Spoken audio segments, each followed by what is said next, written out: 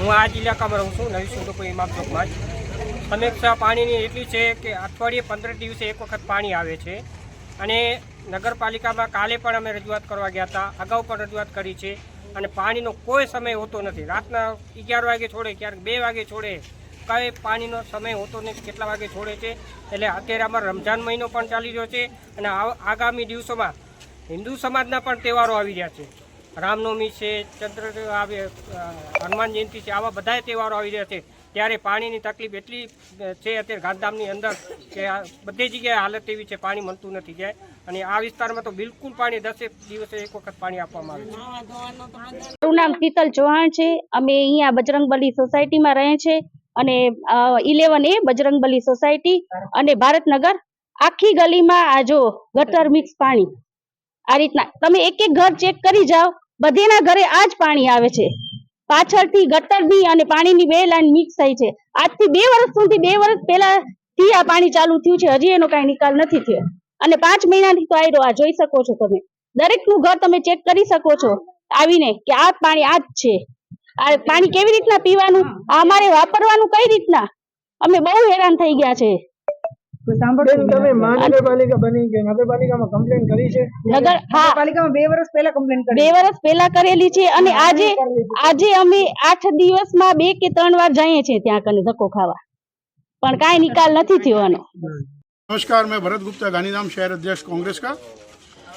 मैं माननीय मुख्यमंत्री गुजरात के उनको मैं हाथ जोड़ के विनती करता हूं कि गांधीधाम नगर पालिका जो है 5 महीने के लिए, सिर्फ 5 महीने के लिए गांधीधाम कांग्रेस पार्टी को दे दी जाए।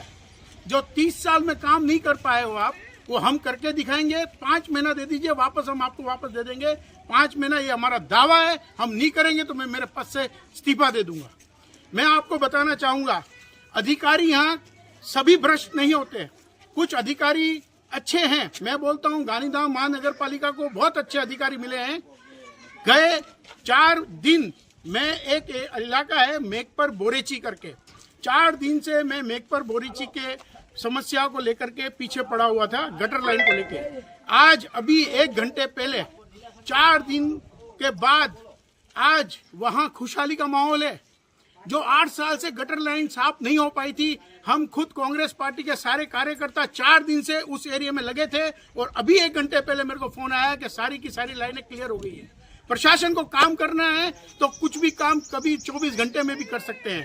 पानी की समस्या, गटर की समस्या, लाइट की समस्या, रोड की समस्या, बहुत सारी समस्या है, और उसको मैनेज करके काम 100% हो सकता है। हम यहाँ पे सुंदरपुरी इलाके में हैं, यहाँ पे इमाम चौक पे खड़े हैं। आज मैं यहाँ पे जो भी बहनें पीछे खड़ी है उन सभी को मैं हाथ जोड़ के बोलूँगा कि भाई आप भी प्रशासन के पास तो आप जाते हैं, टोड़े के टोड़े जाते हैं, फिर प्रशासन कुछ काम करता है, पर मैं आप सभी को एक बार विनती करूंगा कि मैं खुद अनशन में इस इमाम चौक में बैठने वाला हूं।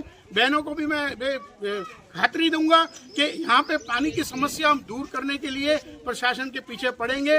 एक तो पानी का टाइम इन्हों को नक्की करना पड़ेगा, क्या टाइम पे पानी देते हैं या नहीं देते हैं, तो कम से कम बहन लोग उस टाइम पे पानी भर सके।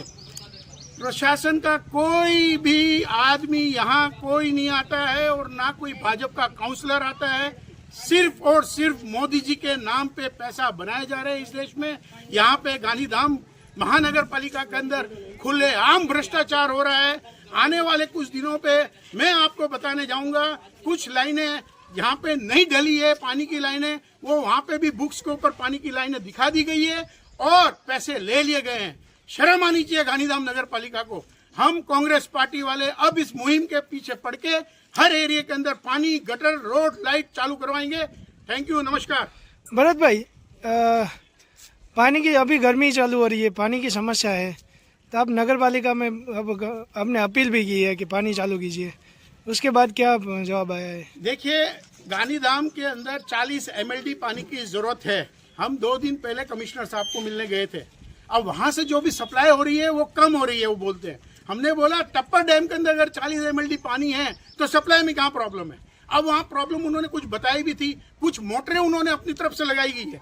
तो बहुत सारी चीजें हैं जिसके अंदर उनको प्रशासन को खुद को बैठ करके उसका संकलन करके सोल्यूशन लाना पड़ेगा। पानी की कोई किल्लत नहीं है, 40 MLD पानी मिल सकता है, टप्पर डैम भरा हुआ है।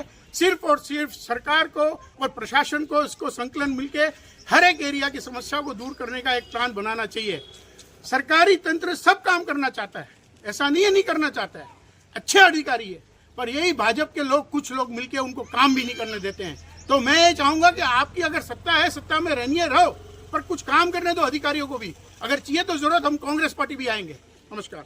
मैंने देखा होगा कि अभी हम इमाम चौक गए थे देखने के लिए, सुंदरपुरी की सब महिलाओं से मेरी बातें हुई है कि गटर का पानी और समस्या पानी की पूरे गांधीधाम के इलाके में है। अभी हमने यहाँ पे विजिट करी है, ये इलाका बोला जाता है भारत नगर। भारत नगर की सोसाइटी का नाम है जो हिंदी सोसाइटी, तीनों सोसाइटियों में। तो ये सारी सोसाइटियों में हम लोग यहाँ पे आज खड़े, सारी बहनें यहाँ पे उपस्थित है। तो गुजरात का विकास मेरे हाथ में है, ये है गुजरात का विकास, इसे बोलते हैं गटर का पानी। ગાંધીધામ મહાનગરપાલિકાને પાણી પુરવઠો ટોટલી પાણી પુરવઠા બોર્ડ દ્વારા નર્મદા આધારિત પૂરો પાડવામાં આવે છે.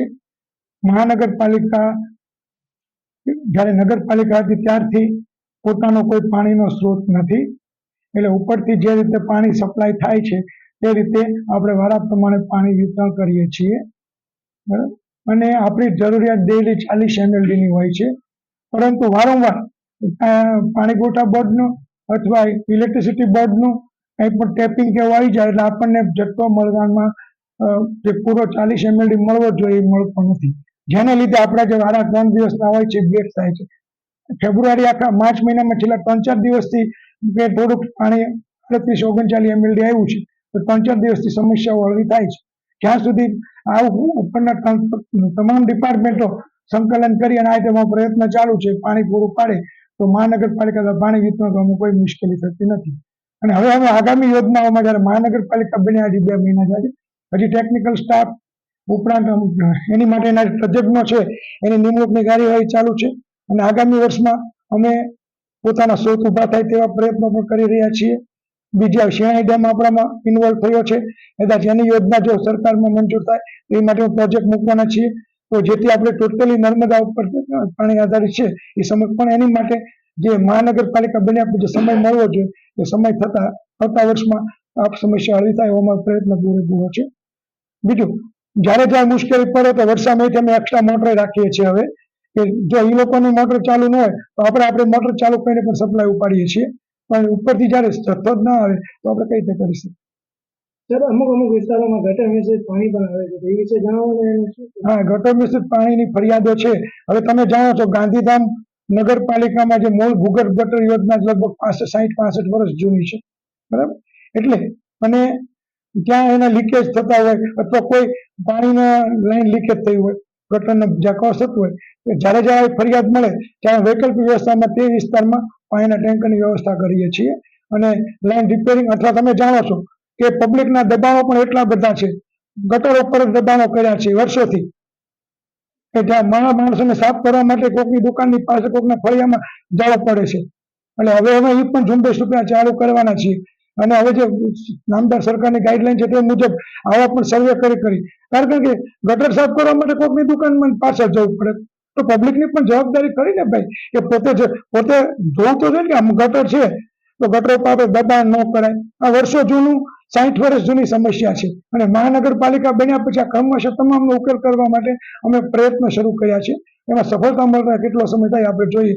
બને એટલું ઝડપથી પ્રક્રિયા છે કે આ બધા સમસ્યા જો હલ થાય તો આપણે ગાંધીધામને જે લોકોની અપેક્ષા છે મહાનગરપાલિકા છે, અને અમે નક્કી કરીએ બને એટલું ઝડપી લોકોનું સપનું સાકાર કરવું પડે, અને એ માટે પ્રયત્ન છીએ. પરંતુ જે સરકારની જે અમુક ગાઈડલાઈન હોય એનું પાલન કરવું પડે, એ બધી મર્યાદાઓ હોય છે, એના લીધે થોડોક ટાઈમ વિલંબ થાય છે.